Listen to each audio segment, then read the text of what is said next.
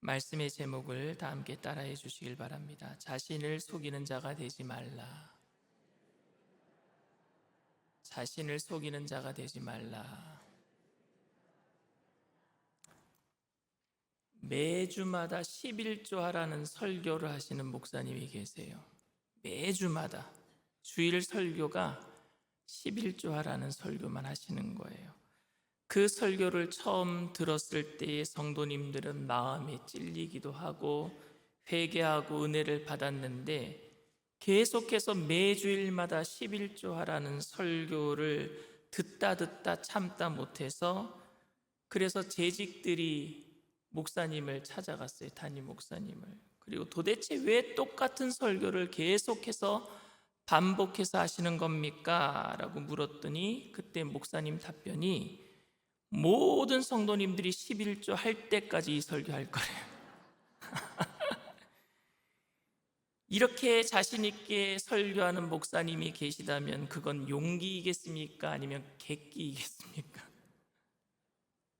원수를 사랑하라고 설교했는데 재직들끼리도 서로 사랑하지 못합니다. 세상에 나가서 빛과 소금이 됩시다 라고 설교했는데 빛과 소금으로 살아가기는커녕 세상 속에 또 다른 어둠처럼 살기도 합니다. 지난주에 분명히 설교한 대로 살 거라고 생각했는데, 은혜 받았다라고 생각했는데, 이번 주에 그 설교대로 살아가는 사람들을 눈에 씻고 찾아봐도 찾아볼 수가 없는 그런 변화 없이 살아가고 있는 성도님들을 볼 때 답답하기도 합니다. 여러분들에게 질문하겠습니다. 여러분들은 설교를 듣고 나면은 진정으로 그 설교 때문에 감동이 되고 삶의 변화가 일어납니까? 설교를 들은 것만큼 지금 우리의 삶이 변화되고 변화받고 그렇게 살고 있습니까? 여러분들은 설교의 목적이 뭐라고 생각하세요? 설교는 여러분들에게 그냥 감동만 주면 됩니까? 아니면 실제적으로 변화까지 일으켜야 되는 겁니까? 설교의 목적이 그저 감동을 주는 것이라면, 설교 들을 때마다 감동된다, 은혜 받았다, 설교를 통해서 감동을 주는 것이 설교의 목적이라면, 청중들을, 성도들을 울렸다 웃겼다 하는 능력이 설교자에게 있어야 되는 거예요. 감동을 주려면은. 이런 목적으로 설교를 잘 하시는 분들이 누구냐면요, 부흥사예요.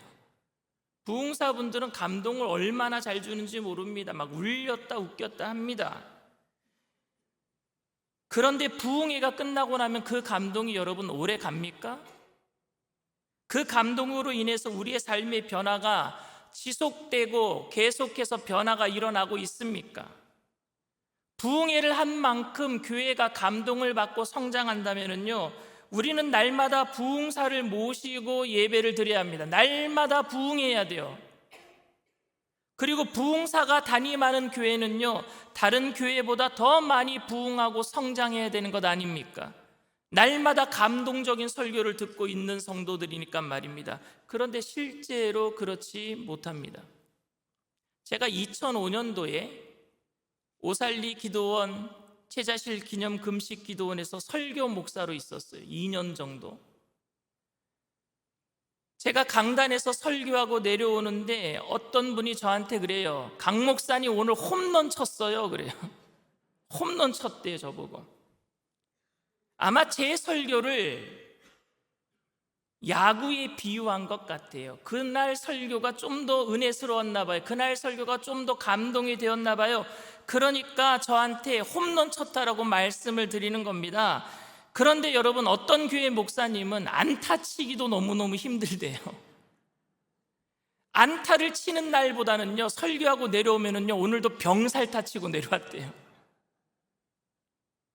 그래서 성도님들은 목사님에 대한 그 설교에 대한 기대감마저 없어지나 봅니다. 그런데 날마다 안타를 치고 홈런을 치는 설교자가 목회하는 교회의 성도들은 날마다 병살타를 치고 내려오는 설교자의 그 교회에 비해서 훨씬 성숙하고 훨씬 성장하고 있습니까, 여러분? 정말 그래요? 정말로 설교를 잘하는 목사가 목회하는 교회의 성도들은 예수님의 분량까지 날마다 신앙이 성장하고 자라가고 있습니까? 그런데 여러분들이 잘 아시다시피 사실이 그렇지 못합니다. 이런 이유 때문에 설교 무용론을 주장하는 사람들이 나왔어요. 설교 들어서 무엇하나, 성장도 못하는데, 감동받으면 무엇하나, 돌아서면 다 잊어버리는데. 몇 년 전에 브리티스 위클리라는 잡지사에 그 편집자에게 어떤 사람이 편지를 보냈어요. 뭐라고 편지를 보냈느냐? 목사님들은 설교에 상당히 큰 비중을 두고 설교 준비에 많은 시간을 보내는 것으로 알고 있습니다. 저는 지난 30년간 아주 규칙적으로 예배를 참석해 왔고, 그동안 제 추산이 정확하다면 적어도 3,000번 이상의 설교를 들었습니다. 그러나 제가 놀라는 것은 그 설교 중에 단 한 편도 기억할 수 없다는 것입니다. 그러니까 목사님들이 설교에 그렇게 시간을 집중하지 마시고 다른 일 하는 게 더 좋을 것 같습니다. 설교 무용론을 주장하는 사람이 편지를 보낸 거예요. 이렇게 이 편지를 두고 몇 주간 그 인터넷에 평신도들과 성직자들 사이에 설교가 중요하다, 아니다, 중요하지 않다 찬반론이 막 오고 갔어요. 그러다가 어떤 한 사람이 편지를 보냈는데 그 편지로 말미암아서 이 논쟁이 싹 마무리되고 말았습니다. 뭐라고 편지를 보냈느냐? 저는 결혼한 지 30년이 되었습니다. 그동안 저는 32,850회의 식사를 하였습니다. 거의 저의 아내가 요리한 것입니다. 그런데 갑자기 저는 그 많은 식사 중 한 끼의 메뉴도 기억할 수 없었습니다. 그럼에도 불구하고 그 많은 식사를 할 때마다 몇 끼 영양을 공급받았습니다. 저에게 그 많은 식사가 없었더라면 오래전에 이미 굶어 죽었을 것입니다. 저는 설교 무용론을 주장하는 사람들이 말하는 말에는 동의할 수는 없지만, 그렇다고 우리가 매일 먹는 밥처럼 영양가를 공급받았다라고 말하기에도 무언가 석연치 않은 점도 있습니다. 왜냐하면 설교를 들은 것만큼 영양분을 공급받았다면 신앙적으로 성장하는 것이 눈에 보여야 되는데 말입니다. 잘 안 보인단 말입니다. 설교가 성도들에게 감동을 주는 것도 목적이 아니고 변화와 성장도 일으키지 못한다면 우리는 왜 오늘도 설교를 들어야 하는 것입니까? 주일날 설교도 들어야 되고, 금요일 저녁에 와서도 설교를 들어야 되고, 새벽을 일찍 깨우고 나서 설교를 들어야 되는데 우리는 날마다 왜 설교를 들어야 합니까? 오늘 왜 우리가 설교를 들어야 하는지에 대해서 분명한 이유를 사도 야고보가 오늘 우리에게 이야기해 주고 있습니다. 오늘 22절 말씀입니다. 너희는 말씀을 행하는 자가 되고 듣기만 하여 자신을 속이는 자가 되지 말라. 저는 사실 제가 말씀대로 산다라고 착각할 때가 많아요. 목사인 저도 제가 말씀대로 산다라고 착각할 때가 많습니다. 제 자신을 들여다보면 그런데 예전의 모습과 별반 다르지 않은 옛날의 모습으로 살고 있는 모습을 쉽게 찾아볼 수가 있어요. 전혀 문제가 없을 때는요, 아무런 이상이 없는 것 같아요. 내가 말씀대로 사는 것 같아요. 전혀 문제가 없을 때는 말입니다. 그런데 결정적인 순간이 다가오면은요, 의심하고 갈등하고 화를 내고 있는 그 내 모습이 비춰지는 거예요. 마치 꾸정물이 뽀얗게 가라앉아가지고 맑은 물처럼 보이는데 그것을 누군가가 걷어차면은요, 그 밑에 가라앉아 있던 그 꾸정물들이 올라와서 전부 다 뿌옇게 되는 것처럼 말입니다. 결정적인 순간에 내가 변화받지 못하고 있는 모습이 보인단 말입니다. 일반적인 상황 속에서는 괜찮은 것 같아요. 말씀대로 사는 것 같아요. 그런데 결정적인 순간에 화를 낸단 말입니다. 제가 이것이 바로 말씀은 듣기만 하여 자신을 속이는 자가 되는 것입니다. 이에 대해서 야고보 사도는 23절 24절에 이렇게 얘기를 합니다. 누구든지 말씀을 듣고 행하지 아니하면 그는 거울로 자기의 생긴 얼굴을 보는 사람과 같아서 제 자신을 보고 가서 그 모습이 어떠했는지를 곧 잊어버리거니와. 저는 고등학교 수학여행 때 그리고 대학교 MT 때요 가면은요 잠을 제일 늦게 잡니다. 왠지 아세요? 일찍 자면요 애들이 얼굴에 낙서해요. 잘 지워지지 않는 유성 매직 갖고 수염을 거리고 막 얼굴에 눈에다가 막 이렇게 멍든 자국 그려놓고, 그래서 제가요 잠을 아주 늦게 자요.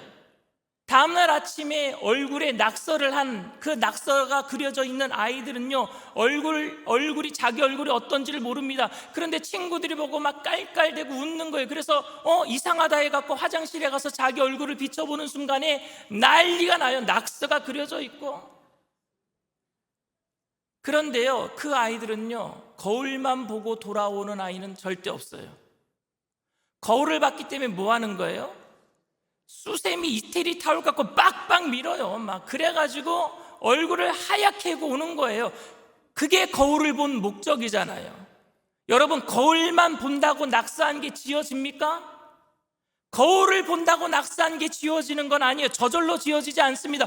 거울을 봤기 때문에 지워야 될 거 아니겠습니까? 지우는 행동은 자기에게 있어야죠. 즉 여러분, 설교와 말씀은 거울의 역할을 하는 것이지 비누로 깨끗이 지우는 역할은 하지 못합니다. 설교를 들으면 들을수록, 말씀을 보면 볼수록 거울을 보는 거예요. 거울을. 근데 여러분, 설교 듣는다고 거룩해지는 거예요? 말씀 많이 읽는다고 거룩해지는 거예요?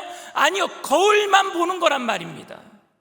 나머지는 내가 거울을 봤으니까 행동으로 지워야 될 것 아니겠습니까? 근데 많은 사람들이 예배를 많이 드리면, 성경 말씀 많이 읽으면 깨끗해지는 걸로 착각하고 있어요. 거울만 들여다본다고 깨끗해진다라고 착각하고 있는 거나 똑같은 거예요. 어느 누구도 거울만 보면서 얼굴이 깨끗해지지는 않습니다, 여러분. 그렇다면 우리는 어떻게 깨끗해질 수 있겠습니까? 우리는 어떻게 예수님처럼 살 수 있겠어요? 25절 말씀이에요. 자유롭게 하는 온전한 율법을 들여다보고 있는 자는 듣고 잊어버리는 자가 아니요 실천하는 자니 이 사람은 그 행하는 일에 복을 받으리라. 아멘. 야고보 사도는 자유롭게 하는 온전한 율법을 들여다보고 있는 자라고 얘기를 하고 있습니다. 그러니까 그냥 사람 마음에 감동을 주는 설교가 아닌, 도덕적인 설교가 아닌 자유롭게 하는 온전한 율법을 이야기하고 있다는 거예요. 자유롭게 하는 온전한 율법을 설교해야 되는 거예요. 자유롭게 하는 온전한 율법을 여러분들이 들어야 될 줄 믿습니다. 재미있는 설교해 주세요가 아니라 자유롭게 하는 온전한 율법을 여러분들이 해주세요, 이렇게 해야 되는 거예요. 여러분들이 듣고 싶어하는 설교를 듣는 것이 아니라 자유롭게 하는 온전한 율법을 들어야 될 줄 믿습니다. 이민 목회할 때 제가 신약에서 본문을 선택하는 것보다는 구약에서 본문을 선택해서 설교를 많이 했어요. 구약에서 본문을 선택해서 설교하다 보면은요, 율법적인 설교가 되게 많아요. 그런데 그 설교를 한참 듣더니 어떤 집사님이 제 사무실에 찾아오셔서 이렇게 얘기합니다. 목사님, 신약에서 설교 좀 해주세요. 그런데 우리가 한번 심각하게 생각해 봐야 합니다. 과연 내가 듣고 싶어하는 말씀을 들으려고 하는 건 아닌지. 우리들도 듣고 싶어하는 말씀이 있잖아요. 성공하는 비결, 축복받는 비결, 기도 응답받는 비결, 내가 그냥 이 땅에서 잘 먹고 잘 사는 그 비결 좀 설교 말씀을 통해서 잘 좀 들었으면 좋겠는데, 여러분, 야고보 사도는 뭘 들으라고 했느냐면은 자유롭게 하는 온전한 율법을 들으래요. 자유롭게 하는 온전한 율법으로 정말 내가 깨끗하게 살고 있는지, 내 죄가 무엇인지, 예수님의 모습을 정말로 내가 지금 닮아가고 있는지 그 거울을 통해서 정확하게 들여다봐야 될 줄 믿습니다. 희미한 거울로 들여다보면요, 티가 안 보여요, 여러분. 희미한 거울로 들여다보면. 얼굴에 티가 있는 것은요, 정확한 거울로 들여다봐야 되는데, 정확한 거울은 뭐냐? 자유롭게 하는 온전한 율법이란 말입니다. 거울이 없던 시절에는 여러분, 여자분들이 냇물에다 비춰서 얼굴을 들여다봤어요. 근데 청동 거울이 발명이 된 이후로는 청동을 닦아서 그래서 들여다봤어요. 그런데 청동 거울보다도 지금 이렇게 보이는 거울은 더 잘 보이죠. 청동은요, 뿌옇게 뭐가 껴요. 근데 뿌옇게 보이면은요, 얼굴에 안 묻은 것 같아요. 거울이 희미하면은요, 포토샵 처리한 것처럼 얼굴이 다 예뻐 보여요. 근데 정확하게 들여다 보이는 거울을 보는 순간 내 얼굴에 티가 어디 있는지 다 보인단 말입니다. 설교 말씀은 여러분, 인생의 경륜을 말하는 것도 아니고, 재미로 우리를 울렸다 웃겼다 하는 엔터테인먼트도 아니고, 도덕적인 지침서도 아닙니다. 이런 설교는 우리의 죄악된 모습을 정확하게 비출 수 없습니다. 희미하게 비춰줄 뿐이에요. 그러니까 자유롭게 하는 온전한 율법의 설교를 듣지 못하면 모두가 다 괜찮은 것 같아요. 지금 잘 살고 있는 것 같아요. 지금 잘 믿고 있는 것 같아요. 괜찮은 것 같아요. 거울이 정확하게 반사체를 비추지 못하면 그것은 더 이상 거울이 아닙니다. 그러니까 자신에게 티가 있어도 없는 것처럼 보이니까 말씀을 들어도 나 오늘도 신앙생활 잘하는 것이라고 생각하고 착각하면서 살게 만든단 말입니다. 우리는 날마다 자유롭게 하는 온전한 율법을 들어야 될 줄 믿습니다. 그것은 바로 예수 그리스도의 복음이에요. 중생의 복음, 신유의 복음, 축복의 복음, 영생의 복음, 성령 충만의 복음, 즉 갈보리 십자가의 복음, 이것이 바로 오중복음, 순복음인 줄 믿습니다. 복음을 들어야 되는 거예요. 복음을. 내가 지금 어디에 상황이 있는지, 내 얼굴에 지금 뭐가 묻어 있는지. 복음은 우리를 율법주의로 얽매이지 않게 합니다. 복음은 죄에 대해서 무감각하게 할 수 없습니다. 복음은 우리를 죄에 대해서 철저하게 돌아서게 하면서도 율법주의에 얽매이지 않게 만드는 참 자유가 있는 줄 믿습니다. 그 복음이 바로 예수님이에요. 예수님께서는 그렇게 사셨어요. 율법을 한 번도 어기신 적이 없으셔요. 율법대로 사셨지만 그분에게는 참 자유와 기쁨이 있으셨습니다. 그래서 그 자유와 기쁨으로 죄인들을 정죄하지 않으셨어요. 율법으로 살았으니까 너희들도 그렇게 살아라, 너희들 왜 그렇게 살지 못하느냐, 정죄하신 것이 아니라 그들의 친구가 되어주셨어요. 율법대로 살지 못하는 창기들, 죄인들, 살인자들, 모든 사람들과 친구가 되어주셨어요. 그래서 그 죄인들에게 용서와 은혜를 베풀어 주신 줄 믿습니다.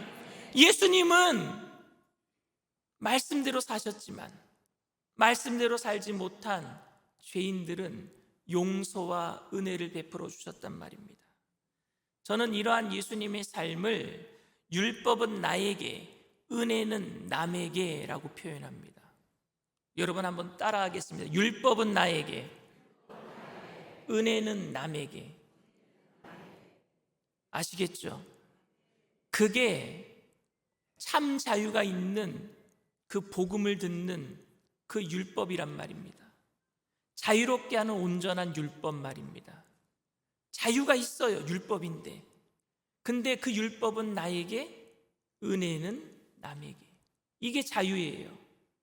율법의 거울은 자신이 들여다보면서 남을 들여다보게 하는 게 아니라 내 자신을 들여다보면서 티가 묻었는지 지우는 용도로 쓰는 게 율법이에요. 그 율법의 거울을 남에게 적용시키는 게 아니라 나에게 적용시키고, 남에게는 뭐예요? 너 얼굴에 뭐 묻었네? 가서 띄워주는 거예요. 그게 자유잖아요. 그리고 그 자유가 남을 억압하는 게 아니라 남을 자유롭게 하는 거예요. 남에게 적용시키는 율법을 여러분 율법주의라 그럽니다. 자기도 그렇게 살지 못하면서 조금이라도 자기가 율법을 지켰다면은 너 왜 그렇게 살지 못하느냐고 이렇게 얘기하는 게 이게 뭐예요? 율법주의예요. 율법주의는 여러분 자유가 아닌 억압을 가져옵니다. 교회를 다녀도 자유가 없으면은요, 그건 율법주의예요. 우리 교회는 참 자유가 넘쳐나야 될 줄 믿습니다. 진리 안에 자유가 넘쳐나는 거예요. 예수님이 그렇게 사셨잖아요. 요한복음 8장 32절에 이렇게 얘기합니다. 진리를 알지니 진리가 너희를 자유롭게 하리라. 내가 진리를 알 때 그 진리로 남을 자유롭게 하는 거예요. 다른 말로 율법은 나에게, 은혜는 남에게. 야고보 사도는 이것을 말씀만 듣고 행하지 않는 것, 율법을 자기를 들여다보면서 행하지 않는 것을 뭐라 그랬어요? 자기를 속이는 것, 이렇게 얘기합니다. 이 말씀에 대해서 마태복음 7장 3절 5절에도 이렇게 얘기를 합니다. 어찌하여 형제의 눈 속에 있는 티는 보고 내 눈 속에 있는 들보는 깨닫지 못하느냐? 보라, 내 눈 속에 들보가 있는데 어찌하여 형제에게 말하기를 나로 내 눈 속에 있는 티를 빼게 하라 하겠느냐? 외식하는 자여, 먼저 네 눈 속에 들보를 빼어라. 그 후에야 밝히 보고 형제의 눈 속에서 티를 빼리라. 자유롭게 하는 온전한 율법은 거울로 먼저 나를 들여다보잖아요. 그러면 자기 눈에 뭐가 박혀 있는 게 보여요? 들보가 뭔지 아시죠? 이 옛날 초가집에 보면 중간에 기둥 큰 거 지나가잖아요. 그게 들보예요. 그게 자기 눈에 박혀 있는 게 보이는 거예요. 들보가 박힌 사람들은요, 남들 눈에도 다 뭐가 박힌 것처럼 보여요. 내 눈에 지금 박혀 있으니 남들에게도 다 박힌 것처럼 보이죠. 근데 자유롭게 하는 온전한 율법을 보는 사람은 자기 눈에 있는 들보부터 빼는 거예요. 그럼 들보를 빼면은요, 눈이 깨끗하게 잘 보이겠죠. 그러면 남의 눈에 들보가 박힌 게 아니라 티 묻은 게 보여요. 그러면 눈에 붙어있는 티는 어떻게 떼줘야 돼요?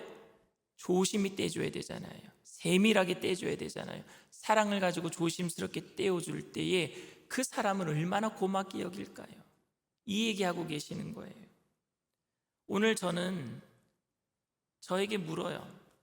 설교를 하면서 깨끗한 거울의 역할을 하는, 자유롭게 하는 그 율법, 그 복음을 전하고 있는가? 오늘도 제가 성도님들에게 자유롭게 하는 온전한 율법을 전하고 있는가? 그리고 그 율법의 거울로 내 자신을 지금 들여다보면서 내 죄를 회개하고 있는가? 듣기만 하고 은혜는 받지만 마음만 뜨거워지고 행하지 않고 행하는 것처럼 살아가고 있는 거룩한 모양새만 가지고 거룩한 능력은 상실해버린 목사가 아닌가? 제 자신에게 물어요. 오늘 이 질문은 여러분들도 자신 스스로가 해봐야 될 질문입니다. 저에게 여러분들을 변화시킬 능력이 없어요. 설교를 매주 해도 여러분들이 제 설교를 듣고 제가 여러분들을 변화시킨다 생각한 적도 없고, 그렇다고 해서 내가 능력이 많아서 여러분들 한 사람 한 사람 쫓아다니면서 변화시키기 위해서 미주알 고주알 그렇게 할 자신도 없습니다. 제가 여러분들에게 완전한 반사체를 비추는 자유로운 율법이 아닌 그저 재미와 감동만 주는, 또는 죄에 대해서 무감각하게 만드는 설교만 하고 있다면 저는 주님께 징계받아야 할 목사입니다. 만약에 그렇다면. 그런데 제가 자유롭게 하는 온전한 율법을 설교를 하여서 여러분들의 영혼을 울리고 가슴을 때리는 설교를 해도, 매주 설교 말씀을 홈런을 친다고 말씀을 해도 여러분들이 듣고 행하지 않는다면, 은혜는 나에게 적용시키고 율법은 남에게 적용시키면서 살아가고 있다면 우리는 우리 자신을 속이는 자가 되고 마는 것입니다. 이 자유롭게 하는 온전한 율법을 날마다 듣고 보고 읽는 자는 자신의 죄인됨과 부족함을 날마다 깨달을 수밖에 없는 거예요. 그래서 예수님이 아니면 내가 절대 안 되겠구나, 예수님 아니면은 내가 오늘도 내가 살아갈 수 없겠구나 하면서 주님 앞에 엎드리는 사람이 될 줄 믿습니다. 자신을 속이는 사람이 아닌 말씀 앞에 진심으로 서 있는 사람, 변화를 위해 행함의 노력을 보이는 사람, 그 노력조차도 자신의 자랑거리가 아닌 주님 때문이라고 말할 수 있는 사람, 그 사람이 바로 그 자유롭게 하는 온전한 율법 앞에 서 있는 사람인 줄 믿습니다. 사랑하는 성도 여러분, 자유롭게 하는 온전한 율법으로, 그 복음으로 우리 자신을 비추어 보아서 날마다 통회하고 자복하는 심령으로 천국의 자유를 누리게 되기를 바랍니다. 그리고 그 자유를 복음을 모르는 사람에게 비추기 위해서 날마다 깨끗하고 선한 양심으로 살아가는 빛과 소금의 역할을 하는 그 충성을 다해 나가시는 저와 여러분들 다 되시기를 주님의 이름으로 축원을 드립니다.